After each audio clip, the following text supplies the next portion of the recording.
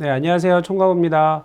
이번 시간에는 진폐증 유족 보상에 대해 설명을 드릴 건데 좀 자극적으로 제목을 잡자면 이런 제목, 진폐로 인한 사망은 인정받았는데 진폐 유족 보상이 지급되지 않을 수도 있다고? 왜 그런 경우가 있을 수 있어요. 이 영상을 보신 분들 저게 무슨 소리지 하실 수 있습니다. 자, 지금부터 잘 들어보시길 바랍니다. 2010년 11월 21일을 기준으로 이전을 이제 국법 적용 대상자, 이후를 신법 적용 대상자라고 합니다.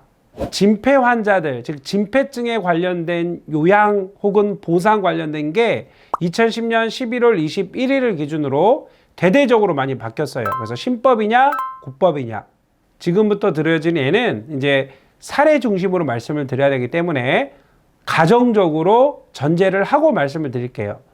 자, 진폐로 인한 사망은 의학적으로 인정을 받았다라는 전제입니다. 첫 번째 경우는 예를 들어서 2005년에 11급 장애 판정을 최초로 받으셨고 2010년 5월경에 진폐 합병증으로 요양을 개시하신 분이 계세요.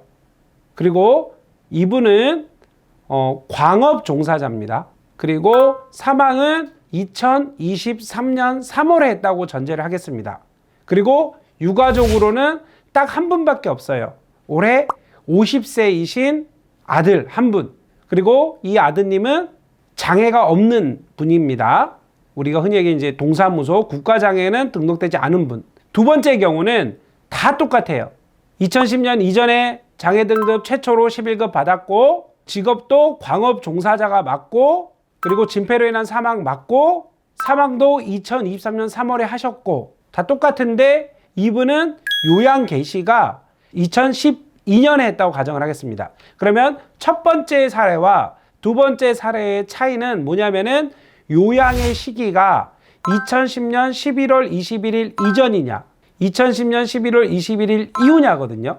제가 이거를 2010년 11월 21일 이전인 경우에는 전자의 경우 2010년 11월 21일 이후인 경우에는 후자인 경우라고 정의를 할게요. 전자인 경우에 유족이 받을 수 있는 경우는 첫 번째로 장의비가 나오고요. 그리고 781분의 유족 위로금이 나오고요.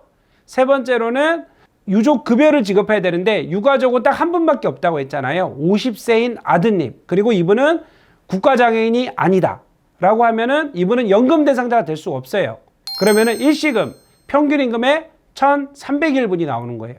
예를 들면 이분이 평균 임금이 계산하기 편하게, 물론 말이 안 돼요. 만약에 15만 원인 분이면은 유족 위로금은 781 곱하기 15만 원, 즉 15만 원이 781치 나오고 유족 일시금은 1,300일치, 즉 1,300 곱하기 15만 원이 나오고 장의비는 원칙적으로 121 곱하기 15만 원을 해야 되는데 이제 이 경우는 최고보상, 최저보상에 걸리기도 한다.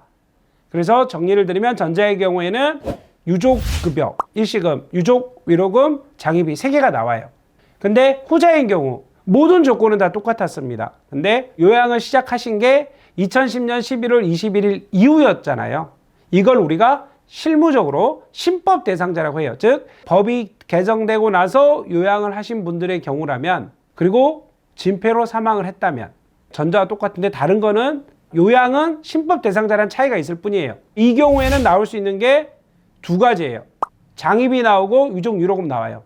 근데 진폐증으로 사망을 했다라는 거를 의학적으로 인정을 받았음에도 불구하고 유족급여는 나오지가 않아요. 그 이유는 뭐냐면 요양이 신법인 경우에는 일시금 규정이 적용되지 않습니다. 연금만 적용돼요. 이 경우에서 유일한 유가족 한 분은 50세인 아드님이라 그랬고 국가장애, 즉 장애 등록이 되신 분도 아니라 그랬으니까 일시금 대상밖에 안 되고 연금은 될 수 없거든요. 연금은 안 나와요. 그러면 연금 대상자 없으면 원래는 일시금 대상이 돼야 되는데 신법 요양인 경우에는 일시금이 없어요. 이제는. 그러면 연금 대상자도 안 되고 일시금 대상도 안 되고 결론은 유족급여가 나오잖아요. 정리를 드리면은 요양을 기준으로 신법이냐 국법이냐에 따라서 일시금 대상밖에 없는 경우는 일시금이 즉 유족 일시금이 지급이 될 수도 있고 안 될 수도 있어요. 자, 두 번째 말씀드린 781분 지급되는 게 유족 위로금이라는 게 있는데 이거 역시도 2010년 11월 21일 이전 이후에 따라서 달라집니다. 이 이전인 경우 말씀드려 볼까요? 근데 뭐를 기준으로 유족급여를 설명할 때는 요양의 개시 시점이 신법이냐 구법이냐 2010년 11월 21일 이전에 요양을 했느냐 2010년 11월 21일 이후에 요양을 했느냐에 따라서 유족급여 일시금 대상자만 있는 경우에 지급되냐 안 되냐 달라진다 했는데 지금 살펴볼 내용은 뭐냐면은 유족 위로금이 되는 직종 즉 하자고 진폐로 사무라고 해보자고요. 이 거는 진폐로 인한 장애 2010년 11월 21일 받았느냐 이후에 받았느냐 유족 위로금 적용 대상자 즉 2010년 11일 이전에 급을 받았거나 최소한 받을 수 있었던 자여야지만이 사망 이후에 유족 위로금이라는 걸 지급받습니다. 근데 2010년 11월 21일 이후에 최초로 장애 등급을 받으신 분이다. 사망 이후에 유족 위로금 781분을 받으실 수가 없어요. 그건 불리한 거 아니에요 라고 할 수 있겠죠. 근데 차이가 하나 또 생겼어요. 세 번째인데 2010년 11월 21일 이전에 장애 등급을 받으신 분은 그 장애 등급에 해당되는 보상 일수가 있잖아요. 이 일수의 60%를 장애 위로금이라고 받았습니다. 근데 2010년 11월 21일 이후에는 이 장애 위로금이 없어졌고 진폐재해 위로금이라는 게 생겼어요. 이 보상 체계가 달라졌습니다. 저희 사실 사무실에서도 우리 노무사님들이나 이렇게 이제 입사를 하셔서 교육을 받을 거잖아요. 정말 어려워하는 부분이에요. 그래서 제가 간략히 말씀드릴게요. 정리하면 이거예요. 자, 진폐 환자에 있어서 보상체계 내지는 요양체계가 2010년 11월 21일 기준으로 달라졌다. 저는 실무적으로 이 이전을 구법, 이후를 신법이라 한다. 자, 첫 번째, 유족급여가 연금이 있는 경우는 문제가 안 돼요. 근데 연금 대상자가 없고 오로지 일시금만 있는 경우라 했을 때는 뭐가 기준이 된다? 진폐로 인한 요양이 2010년 11월 21일 이전이냐 이후냐에 따라 달라진다. 즉 이전이라면은 일시금 대상자만 있다 할지라도 유족 일시금 평균 임금의 1,301분이 지급이 되는데 요양의 시점이 2010년 11월 21일 이후 즉 신법 대상이다. 유족이 일시금 대상밖에 없다 했을 때는 유족급여는 지급되지 않습니다. 자, 두 번째, 진폐증의 경우에는 위로금이라는 게 나옵니다. 사망했을 때 유족 위로금이라는 게 나오고 이거는 평균 임금의 781분이에요.